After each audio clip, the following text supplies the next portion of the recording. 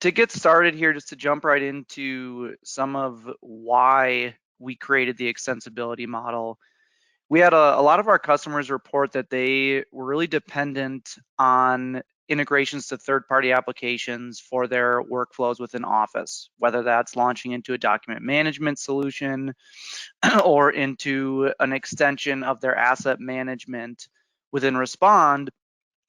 Or the early release, I should say, you weren't able to kind of do that and complete that solution. So a lot of folks were staying back and using Office.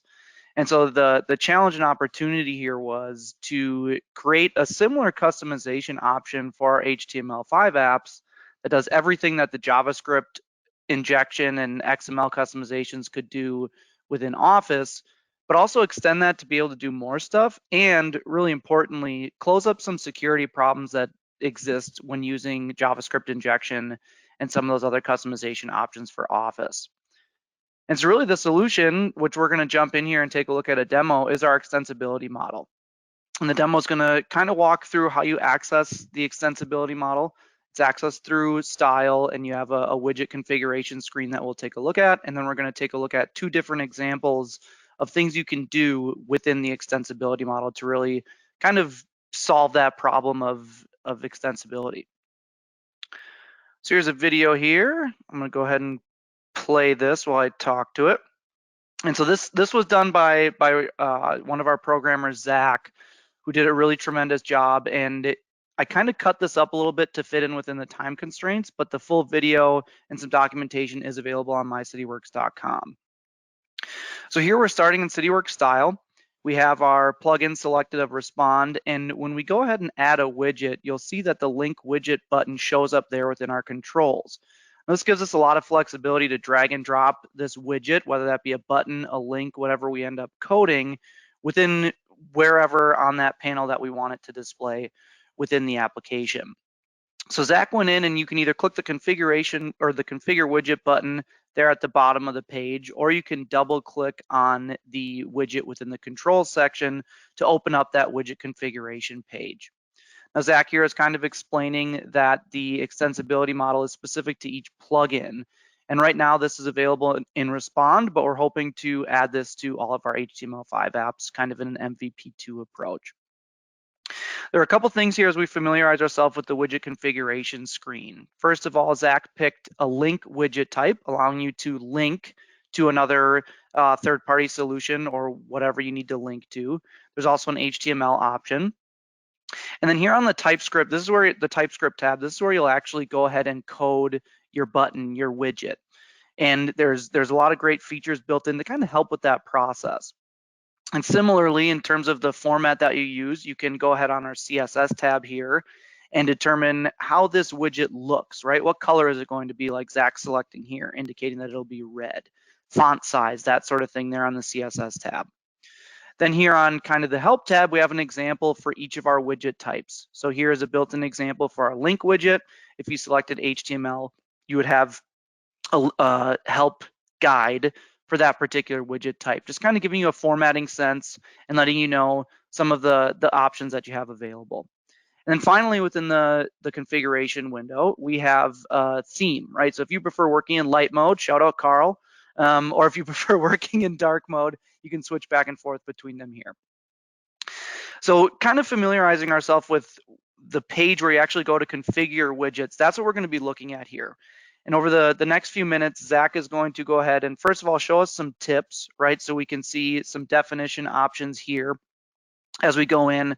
We'll also see our IntelliSense feature, right? So if you're maybe not exactly sure how to do a destroy function, for instance, you can go ahead and type in function or FUNC and kind of get some suggestions there with IntelliSense, really just guiding you through the extensibility process and creating that widget.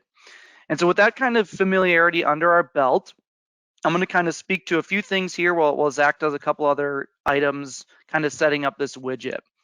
First of all, as we look ahead, what Zach is going to do first is he's going to create two buttons at the top of the work order edit panel within Respond.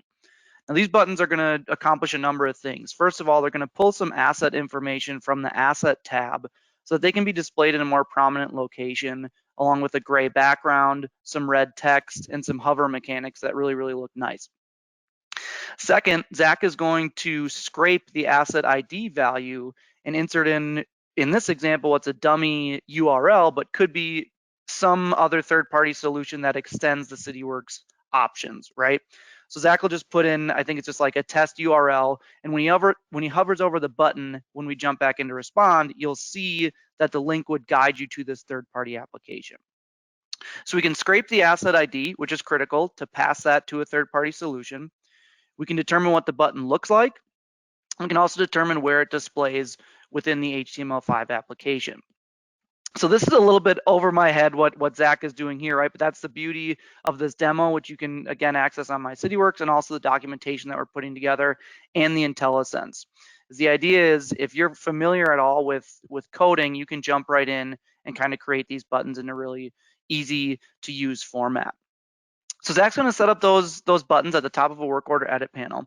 And while he's doing that, I just also want to speak to some of the initial capabilities of the extensibility model, particularly where you can add widgets.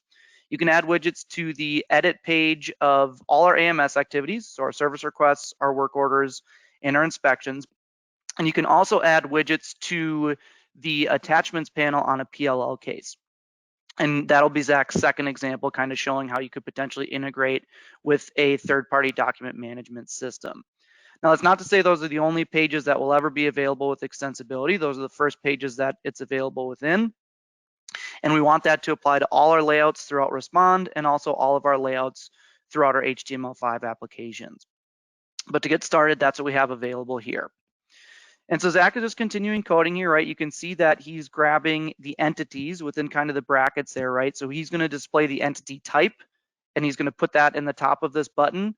He's going to have kind of a complete and incomplete indicator to see if this work on this asset has been complete or not. And here what Zach's typing in right now is that dummy URL, right? So this is really the core of the extensibility model. Zach's just going to point to demo/asset, which isn't a URL that exists, but for your unique environments, you would put in the URL to that third-party system, and then we'll see exactly where you'd click to launch you into that system with all the great Cityworks information. And so Zach's is going to continue here, kind of walking through this, and then within the CSS tab, once Zach is completed here, we're really going to see a lot of options for what this will look like for an end user. We have a lot of great color selection tools. You can modify the font size. You can introduce some hover techniques. So what we'll see eventually when we get back into Respond, Zach's going to have two different assets available at the top of his work order edit page. And when he hovers over one with his mouse, it will be a different shade of gray than if it's inactive, right? If he's not hovering over it. So we have a lot of flexibility with not only what these widgets can do, but how they can look and appear to the end user. And so, right, Zach just adding in a few more options here. If the element is undefined, right, return a false. So just kind of some back-end stuff that makes sense from a coding perspective. And really, this is all going to be almost hidden from the end user, right? They're going to just see a button that's really great for them to use. And this is where we're determining exactly what that button does. And then here within CSS, Zach is going to do some of that stuff I mentioned earlier. And one of the things that I really like that he'll get to is when he's indicating the color of these buttons, you can either use the color code, right? If you know the numeric code for a particular color that you want to work with, by all means, you can enter that. Or you can actually click on the little box, right? So Zach has gray in there. You can actually click on that and we'll open up a little color wheel. So you can just kind of, eyeball it, right? See what might work for this particular button in this particular widget. You can set up your font here, which Zach is doing. You can set up your wrappers so that the text doesn't bleed over into other panels and it kind of wraps and fits within the button. And then there's that color wheel, right? So if you just want a little bit lighter of a gray to pop against that background, you can open that up and kind of move your wheel accordingly to pick.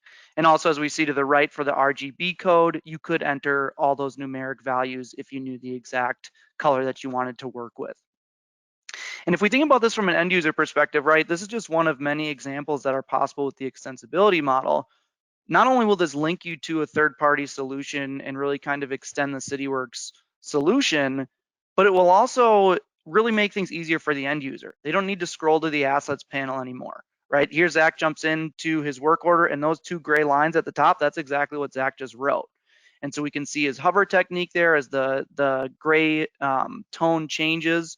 He's showing us that he's pulling the pressurized main and those asset values based on that asset ID that he used. And right here is really the cream of the crop, right? If I click this view button, you can see in the bottom left there that we're pointing to that demo URL that Zach set up. So in theory, I click that button and I'm launched into that third-party solution, and I can link right back and forth within Cityworks, passing that information along. And it's really convenient for the end user, just like our style components, right? Where I can drag and drop that wherever I might need it for my end user. And so another example that we're going to talk about here, I mentioned earlier, and this speaks to really one of the big drivers of the general adoption of the extensibility model, which is linking and passing information between a PLL case and a document management system. So for a lot of our PLL customers, they manage their documents more than what we do in Cityworks. Right here in Cityworks, we have just a few attachments that Zach added, but maybe they use one of our partner solutions to actually mark up those plans. Maybe they need to look at as-built and get feedback from the review staff to interact with contractors. And so within Cityworks currently, they don't really have that functionality. In Office, you could link to one of those partners and kind of really extend the solution and make it complete. So we wanted to add that to the HTML5 apps. So what we're going to do here is we are going to add a button that would launch us into one of those document management systems. And this will appear on the attachments panel. And Zach's going to do a few similar things, right? He's going to create a link here that, again, in this example, just points to that dummy URL, but in theory could launch you to a partner site. He's going to make a nice big delete button, right? As we think about usability and some of the possibilities within the extensibility model, Zach's going to make a really nice, big, clear delete button. So maybe if you're getting feedback from users who are out in the field that the delete button within Respond, the little trash can button, just isn't big enough for them or something else along those lines, you can go ahead and create your own buttons to kind of achieve the same functionality, but really allow your end users to have a better experience. So what Zach's doing, and what he has highlighted here, is he's going to pull the attachment ID, that RelDocs ID, the CA object ID, so our unique identifier for our PLL case. And he's also going to pass along that URL. So just showing that you can scrape those values here from within a PLL case and pass them to that document management system, right? So if you're using a document management system and you want to review a specific set of plans, you can click a button tied to that set of plans. And instead of seeing all the documents you've ever associated with that project, you can see that exact plan document and carry through that with reference to the Cityworks activity. And this is kind of some of the coding that Zach's going to launch here, right? He speeds this one up. But again, you can see the IntelliSense flashing through, so we can get a sense of, the formatting there and kind of the tools that we have to allow you to ensure that you're coding this correctly, right? And he's also going to grab the file name. He's going to make that nice big delete button, and he's going to create a link that will launch you to that third-party application for your document management system. He's going to go into the CSS, so we can see some of this again, right? He's determining the width and height of the button and the font. It's going to be red, right, with some of that green option depending on certain variables within that attachment, right? And so now Zach's going to refresh Respond after he saves this to the style profile, right? So that's another benefit, is this is profile specific. And now we can see those nice big delete buttons. So if you have users who maybe don't like going to the 3 dots button to hit the trash icon, you can make your own delete buttons now with the extensibility model. And then there's also that export option that Zach just created, as we can see at the bottom of this little pop-up.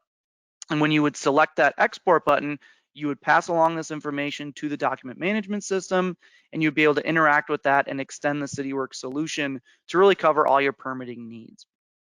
And again, just kind of speaking to the style profile, right? Maybe for some of your users, it makes sense to have these big delete buttons, right? They're out in the truck and they don't like to go to the 3 dots and hit the little trash can. So for those folks, your field crew, give them a big button. But for your internal staff, maybe you don't want to have that option. And you have that flexibility because these widgets are built and specific to your style profile. So let me jump ahead here. Go to my next slide.